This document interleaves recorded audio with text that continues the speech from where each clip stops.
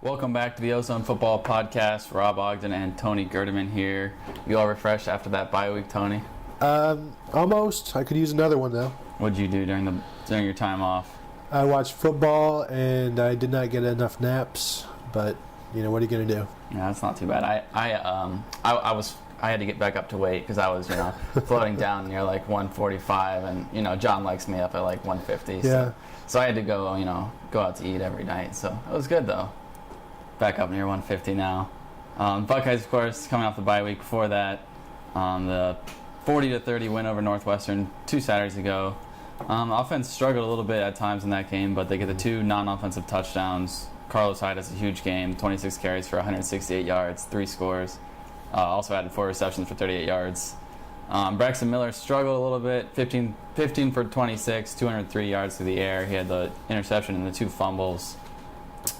Did it seem to you like he was still, maybe a little timid or hesitant on that knee, even though, Urban said yesterday that it was 100%? Well, that's what it seems like, simply because we haven't seen the same types of jump cuts that we've seen from him before, the same explosion.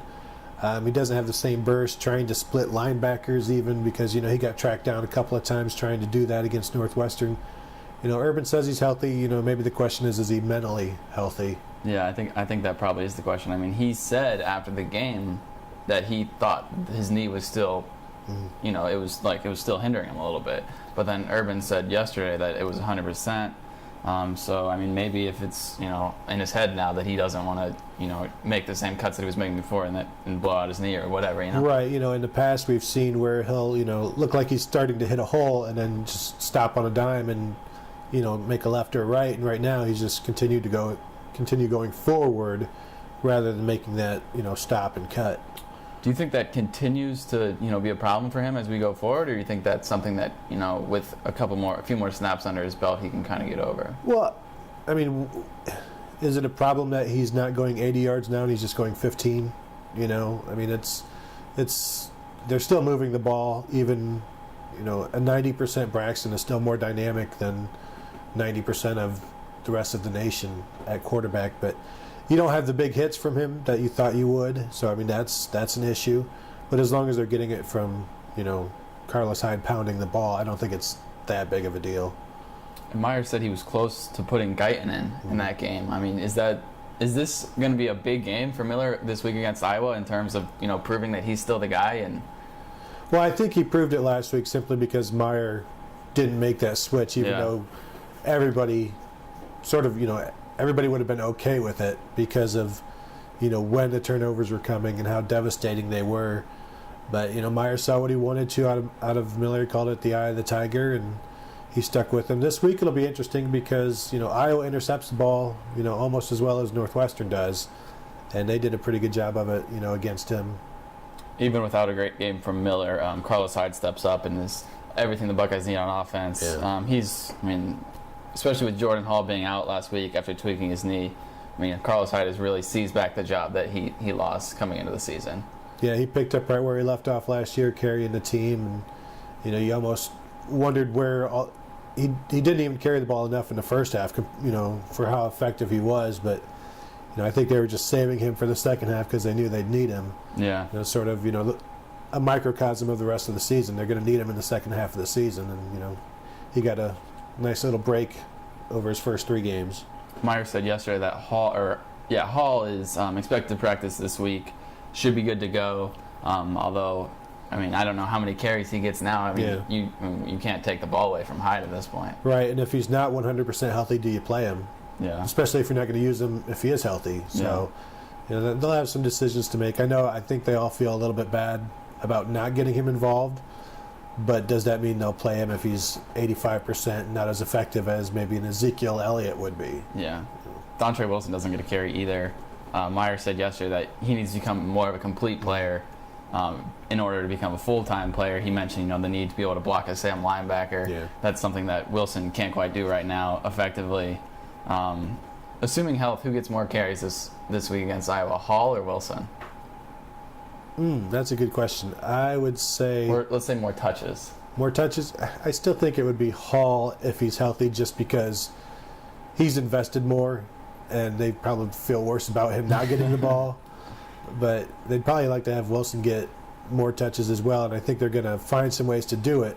Yeah. But, if everything's being equal and everybody's healthy, I think they'll get Hall the ball more just because, guilt overrules. Yeah, that's what Meyer mentioned yesterday. He said, they have to find different ways to get Wilson involved since they can't. He's not like the traditional running back or whatever.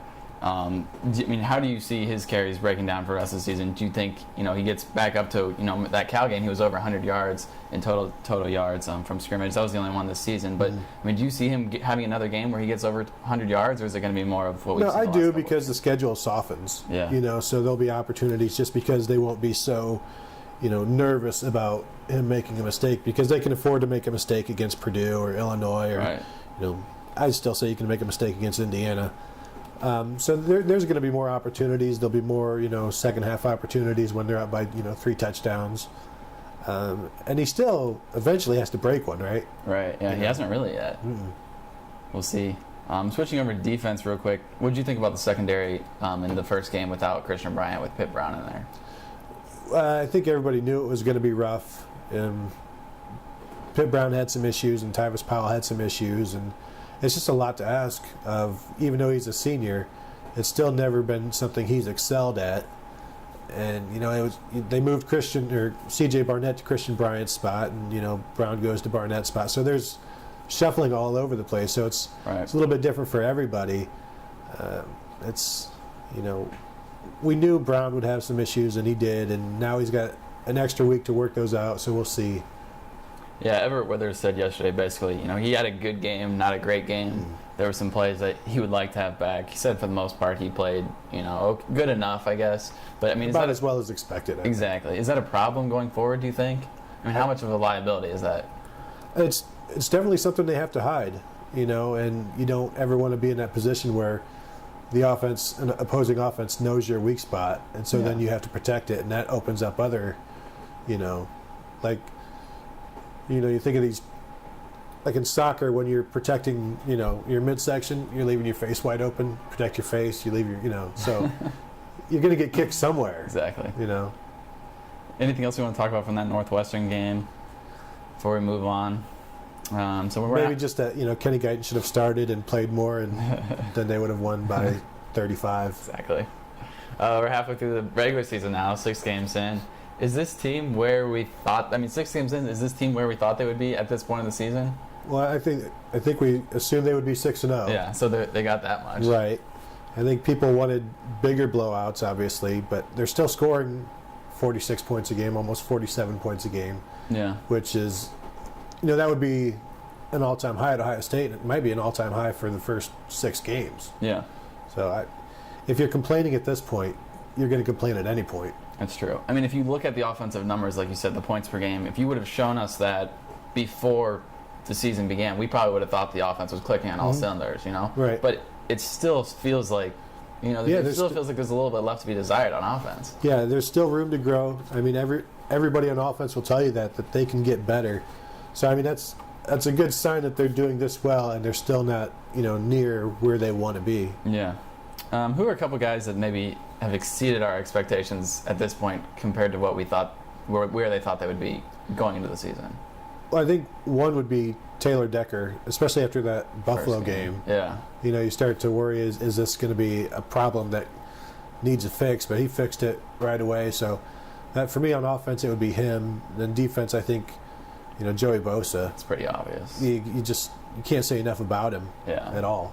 He's kind of almost the X factor that has taken the defensive line from a questionable unit to like a pretty good unit so far. Yeah. Well, and you look at Adolphus Washington being injured. Where would they be without Bosa right now? Yeah. So if you look at, you talk first half MVPs on defense. If it's not Shazier, is it Bosa? He's been defensive player of the game twice. Yeah. In 6 games. It would be him or Michael Bennett. Bennett's graded out pretty well.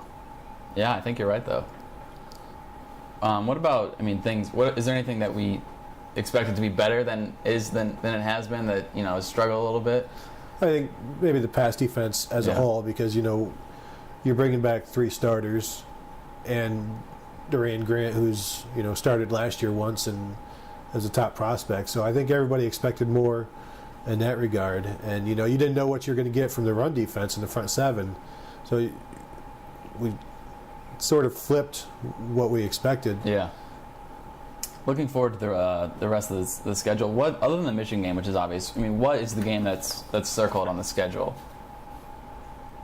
if there is one? If you look at the schedule, this might be the toughest game left this week because Iowa doesn't make a lot of mistakes. They're solid. They're annoying. Whereas Penn State, they've got a freshman quarterback. He's good, but he'll still make mistakes. Indiana, they looked good for about 15 minutes against Michigan State, and then they were Indiana. Yeah. So if you could punch them in the face, they'll back down.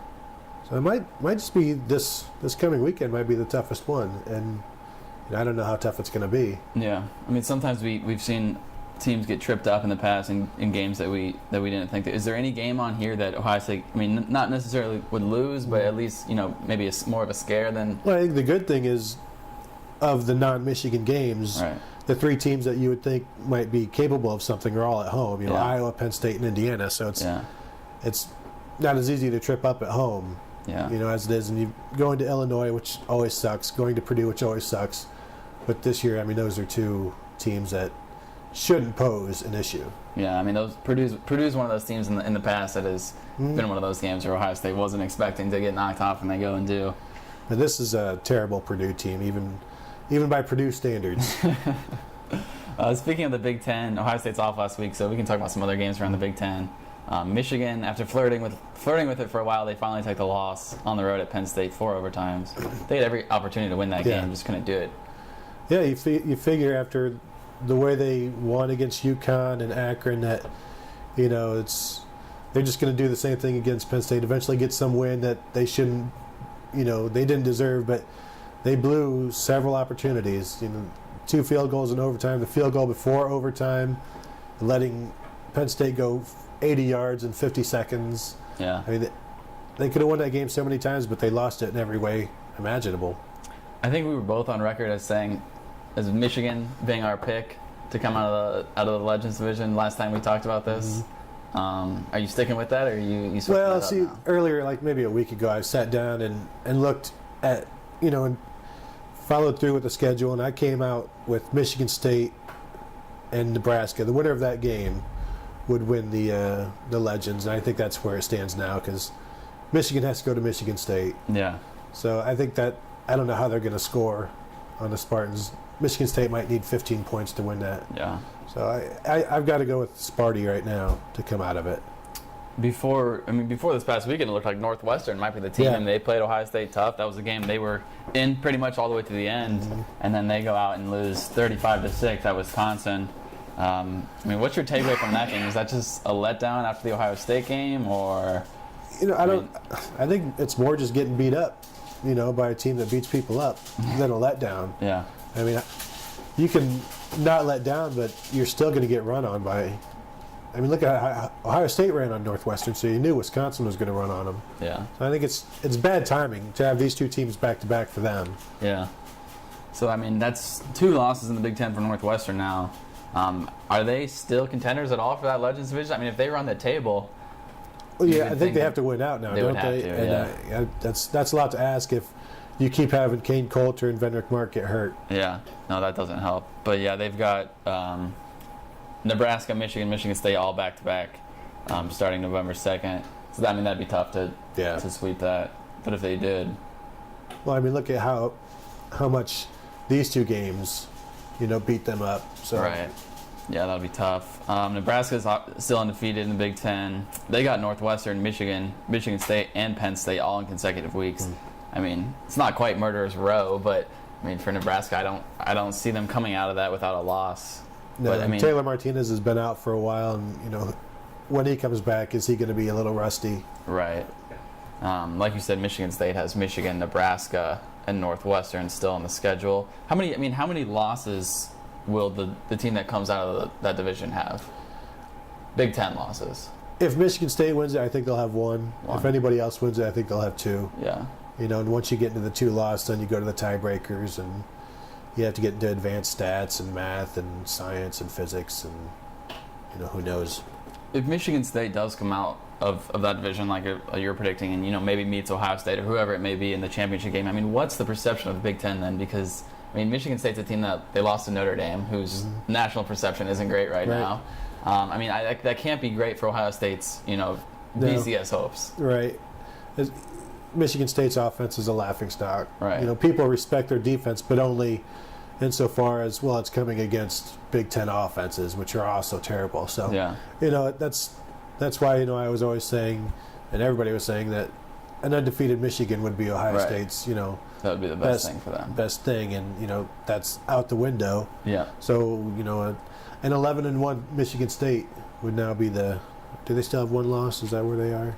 Yeah, that Notre Dame loss is their only loss. Ryan Shazier said yesterday he was rooting against Michigan, but it's almost, it really hurts Ohio State as far as their national perception, and maybe even at the end of the year, if they end up having to play Michigan State or some other team that has no national respect in the Big Ten, or a Northwestern team they've already beaten, or Northwestern, at this point, would a once beaten Alabama or Oregon get into maybe a championship game over Ohio State? Even if Ohio State's undefeated, if Ohio State ends up, No, I don't think so, because the losses still have to trump. Yeah. A couple of quality wins, and right now I'm at the point where an undefeated Clemson or Florida State and an undefeated Oregon should go in over an undefeated SEC team. Alabama's only played a couple of teams. Yeah. So I think as long as there's. If those one-loss teams come up, then Ohio State will be fine. But, you just got to root against all of the undefeated teams right now if you're a Buckeye fan, because I think the Buckeyes are fourth in pecking order right now when it comes to undefeated teams. I agree. And the good thing for Ohio State fans is a lot of those teams still have to play each other. Yeah. I know Oregon's got UCLA. Florida State's got Miami and Clemson. It might be because Stanford took the loss last weekend. So yeah, Oregon still has Stanford. They'd probably have to play UCLA twice. Yeah. So there's still plenty of chances out there, and Alabama still has LSU. Yeah, it'll be interesting if, just hypothetically, if Alabama were to lose to LSU this weekend and come back and then win the SEC championship. I don't know. I think that'd be tough. I think there would be people who would say Alabama should be in a championship game even over. Oh, there's definitely going to be people who say it. Yeah. But it's just not. It's just not the way it's ever been, as far as jumping over a undefeated Big Ten or an ACC or a Big 12 or any BCS conference other than the Big East, which doesn't even exist anymore. Yeah, that is true. Moving on to this week's game against Iowa. Ohio State's riding that 18-game win streak. 19th straight win would tie for second on the school's all-time list. It was a little surprising to hear Irwin talk about that yesterday and talk about how there was pressure, how pressure was building kind of, and he said it was his job to make sure people weren't thinking about that or whatever, and it didn't seem like any of the players really were. Yeah. But he's someone who's experienced with streaks. He's got I think a 22-game win streak under his belt at Florida, and maybe a 20-game, and I think he had maybe a 20-game at Utah as well. But it was just interesting to hear him talk about that, trying to not let the pressure get to them. Yeah, Philly Brown said last week, he was asked about the streak, and he was like, what's it at now? Yeah. So, and then I think we talked to Joel Hale yesterday, and he's said there was a little bit of pressure with the streak, but that, it's fun to be part of something like that. Yeah. So it comes with the territory at Ohio State, I guess. Yeah. The all-time record is 22. That was 1967 to 69, I think. But anyway. Iowa's coming off that 26-14 loss to Michigan State last week. The strength of their team is obviously their defense. They're 12th in the country in points against, allowing fewer than 17 per game. They haven't had a lot of rushing touchdown all season, which is they're the only team in the country, I believe, who can say that. And they're 8th in rushing defense, allowing 88.5 yards per game. Ohio State ended Wisconsin's streak of not allowing a passing touchdown pretty quickly. Did they do the same to Iowa? They might set a goal to go ahead and do that against Iowa, just because they're going to be told all week that Iowa hasn't given up a rushing touchdown. Right. So they're going to want to go in, and I'm sure if we talk to Carlos Hyde this week, he'll say the same thing Evan Spencer did about Wisconsin. We're going to end that record pretty quickly. Yeah.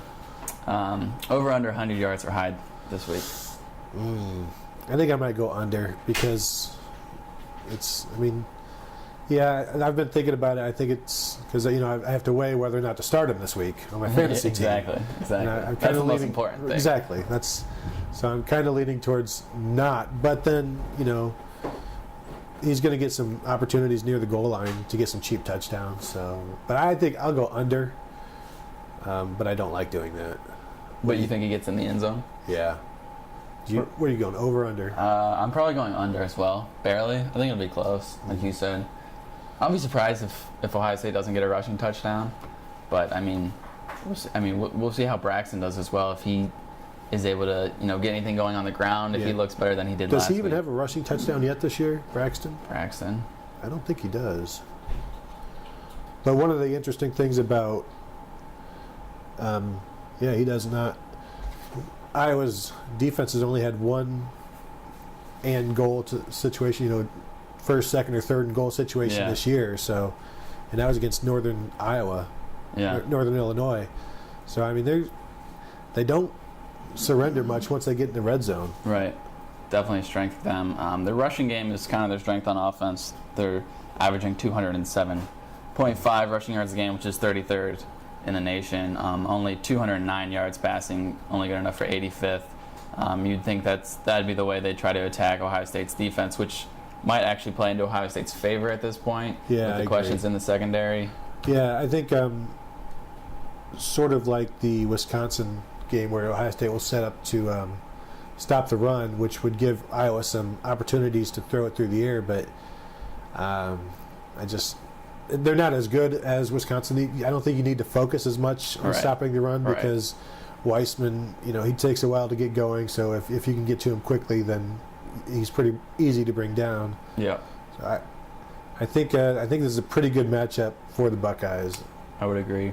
Are these the games? We talked about the next 6 games coming up here, but especially, these next few, are these games that they don't have to be statement wins, but Ohio State kind of needs to get good wins, multiple touchdowns. Yeah, like a 17, at least a 17-point win. In order, just especially since the Big Ten, the perception of the Big Ten right now is so poor with the way the other teams are playing, you would think Ohio State kind of needs to put a hurting on all these. Yeah, you got to start standing out in order to. Especially if some of these other teams stay undefeated.